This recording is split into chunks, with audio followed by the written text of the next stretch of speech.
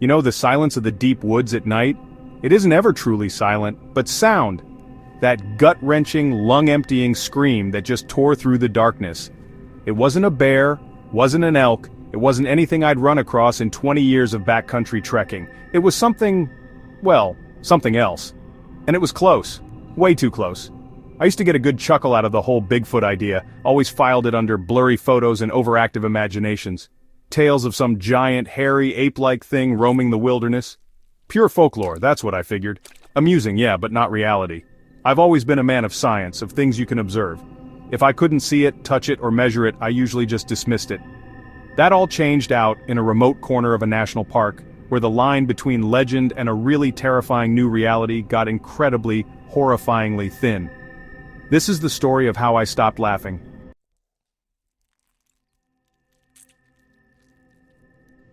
For years, the wilderness has been my escape. I'm an experienced outdoorsman. I guess some folks might even call me an expert. I know the tracks, the animal calls, the little shifts in how critters behave. My pack's always ready for a solo trip, a chance to just disconnect from all the noise and reconnect with something primal, something real. And for me, real always meant the tangible world. The granite of the mountains, the sounds of wildlife I knew, the smell of pine and damp earth. Bigfoot, Sasquatch, whatever name you want to stick on it, that just wasn't part of my real. It was a cultural myth, right? An amusing bit of North American folklore, kind of like a campfire story you tell to spook the kids. I'd read the accounts, I'd seen the documentaries, always with this sort of detached, almost academic amusement. People mistaking what they saw, hoaxes, wishful thinking, bears walking upright, some prankster in an ape suit, or just the power of suggestion when you're alone in a dark wood. There was a rational explanation, at least that's what I firmly believed.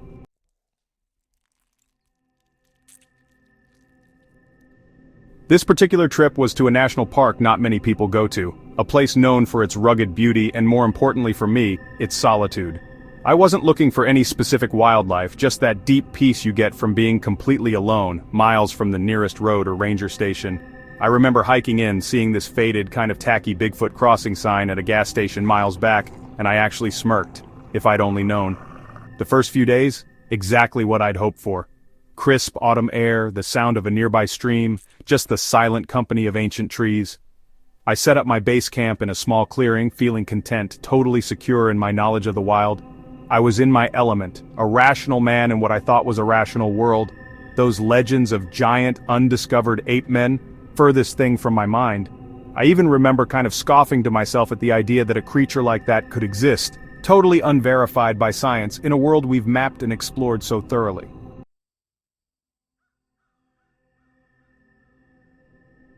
It started on the third night. The sun had already dropped below the ridgeline, painting the sky with those amazing oranges and purples before it all just faded to an inky, star-filled black. I was sitting by my small, crackling fire, just enjoying the quiet, when I heard it. A single sharp from deep in the woods. Sounded like a heavy branch snapping, or maybe like wood hitting wood. I stopped, listened hard. A deer maybe, or just a limb falling? Seemed plausible. I brushed it off. A little later, another sound. This one was different. A low, drawn-out, almost like an owl, but way deeper, more resonant, and it had this weird, almost mournful quality I just couldn't place. My internal library of animal calls drew a blank. I told myself it was the wind, playing tricks through the trees, or maybe some distant bird call getting distorted by the terrain. But this little seed of unease, tiny and definitely unwelcome, had been planted. These were the kinds of sounds you always hear about in Bigfoot stories, the tree knocks and strange calls, stuff I'd always dismissed as people misinterpreting things.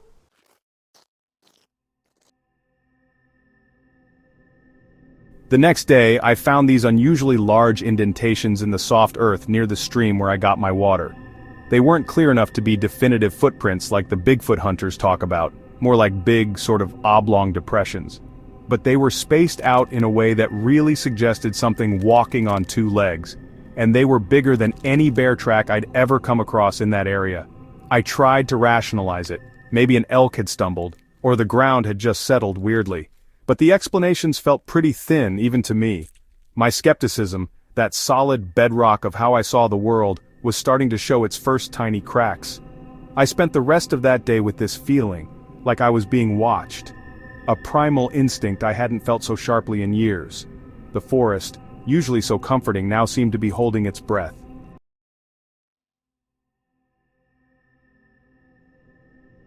That unease from the night before just clung to me like the morning mist. I really tried to shake it off, telling myself it was just solitude playing tricks on my mind. As an experienced woodsman, I know the wilderness can mess with your imagination, but the feeling stuck around, this subtle prickling on the back of my neck. That afternoon I was scouting a nearby ridge, and I caught this flicker of movement out of the corner of my eye. Big, dark, and gone before I could really focus on it. A deer? A bear moving fast through the underbrush? That's what my logical mind was screaming at me.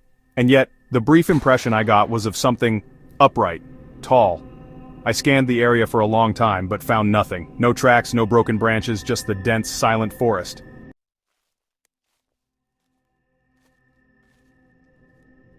Later, as dusk started to creep in, something new showed up, a smell. It was musky, really pungent, almost like a wet dog mixed with something earthy and just wrong.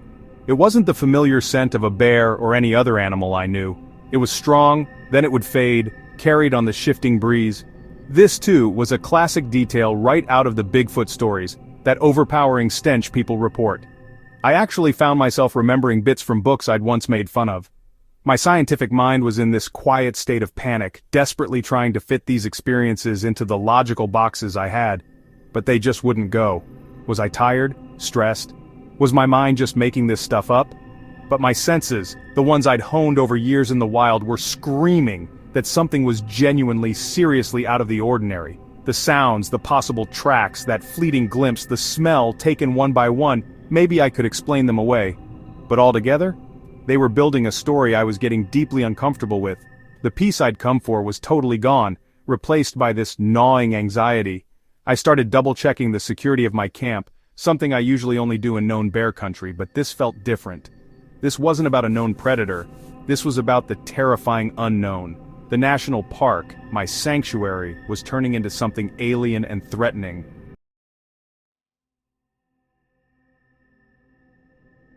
Sleep that night? Absolutely impossible. Every snap of a twig, every rustle of leaves, had me bolting upright, my heart hammering against my ribs. The fire had died down to just glowing embers, and the darkness outside my little tent felt absolute, like a living thing pressing in.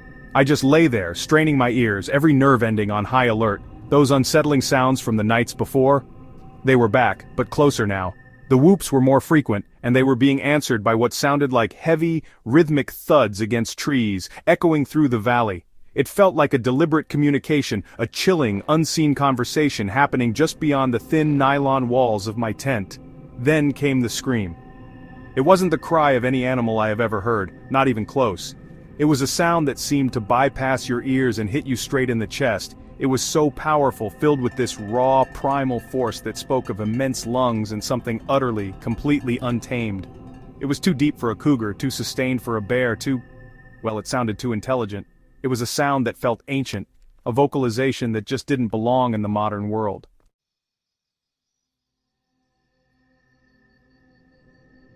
My blood ran cold. I mean, pure, unadulterated terror just seized me. I fumbled for my high-powered flashlight, my hand shaking so badly I could barely grip the thing. Unzipping the tent flap felt like the loudest noise in the entire universe.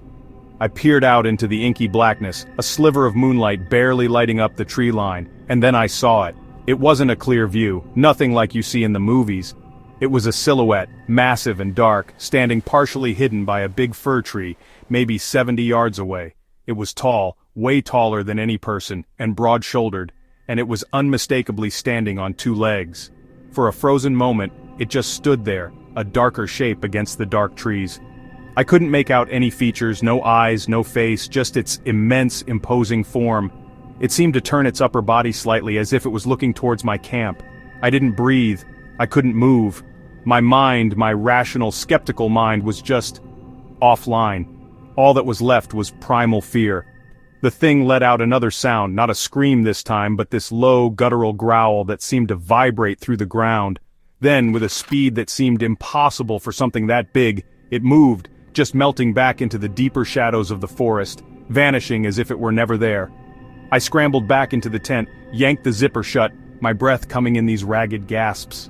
The whole thing, the sighting, couldn't have lasted more than a few seconds, but it had burned itself into my brain. The folklore had just stared back at me from the tree line.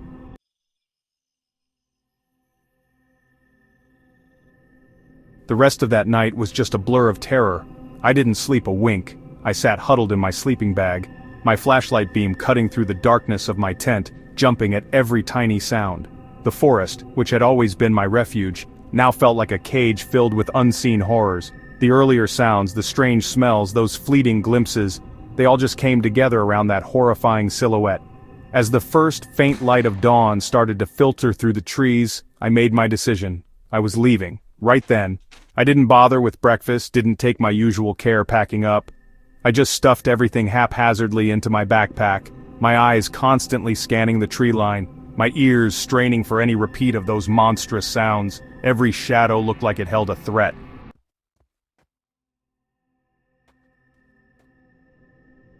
The hike out was the longest, most nerve-wracking journey of my entire life. Every snapping twig sounded like a footstep, every gust of wind through the pines sounded like a breath. I moved faster than I think I ever have before, driven by this desperate need to reach civilization, to be surrounded by people and lights, to escape the crushing weight of what I had, or what I believed I had witnessed. When I finally reached my car, I practically threw my gear in the back and just drove. I didn't stop until I was miles away, the wilderness shrinking in my rearview mirror. The relief was huge, but it was tainted. Something deep inside me had shifted. The world, which had always seemed so orderly, so explainable, now held this terrifying new dimension. My old certainties were in tatters.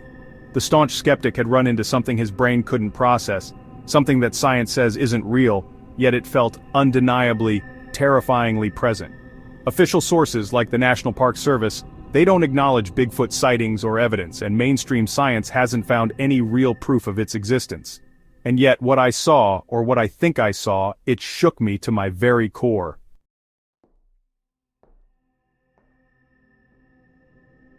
It's been months since that night in the national park. The raw terror has faded, thankfully, replaced by this lingering unease and, honestly, a deep sense of humility. I've replayed those events over and over in my head. Could I have been mistaken? Was it a trick of the light? Some animal I misidentified in my fear-addled state? Or even an elaborate hallucination brought on by being alone for so long? My rational mind, the scientist in me, still desperately searches for those kinds of alternative explanations. After all, the scientific consensus is pretty clear. There's no credible, verified evidence that Bigfoot exists. All the claims are still anecdotal, just part of a rich tapestry of folklore. And yet, those chilling sounds, the sheer size of that silhouette, the primal fear it sparked in me, those things feel more real than any rationalization I can come up with. I'm forced to live with this conflict, the knowledge that Bigfoot is supposed to be a legend, and the gut-level memory of an encounter that felt utterly, terrifyingly authentic to me.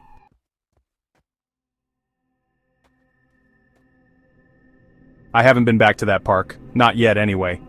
My relationship with the wilderness has changed. It's no longer just a place of beauty and solitude. It's also a place of profound mystery, a place where the known world might have much thinner boundaries than I once believed. I think I understand now why these legends hang around. They're born from those fleeting, inexplicable moments you have in the deep, quiet places of the world. I don't expect anyone to believe my story just on my word. I know how it sounds. I was, after all, one of the biggest skeptics out there. But I also know what I experienced, or at least what my senses told me I experienced. This account is just that. My personal story, one among thousands of other anecdotal reports that make up this whole Bigfoot phenomenon. It doesn't prove anything to science, but it sure proved something to me, that there are things out there in this world that can still make an experienced outdoorsman, a man of logic, question the very nature of reality. Some terrifying legends, whether they're ever scientifically proven or just powerful creations of human experience and folklore, can feel undeniably real when you believe you've met them in the dead of night.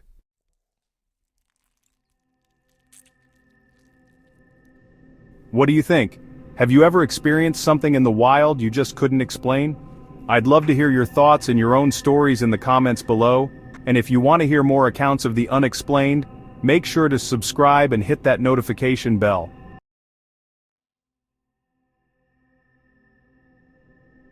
I may never have definitive proof of what I saw that night. The creature, or whatever it was, remains a shadow, both literally and figuratively, a part of enduring North American folklore. But the experience changed me. I definitely don't laugh at the stories anymore. Instead, I listen, with a newfound respect for the vast, unexplored corners of our world and the enduring power of the unknown. For me, the legend became a terrifying personal reality, a chilling reminder that not everything that wanders in the deep woods is easily dismissed or understood by today's science. Subscribe and like for more Reddit horror stories.